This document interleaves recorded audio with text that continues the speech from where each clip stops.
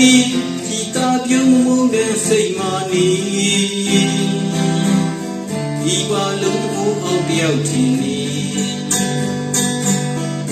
မောင်ချပန်ဝီမျိုးလန်ဒီမျိုးနွမ်းသည်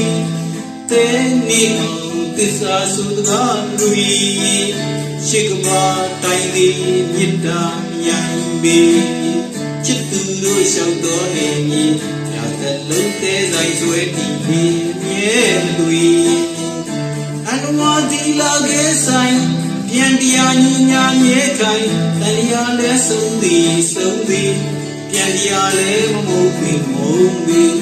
ချစ်ပေမှန်လန်တူပြိုင်မယ်လေ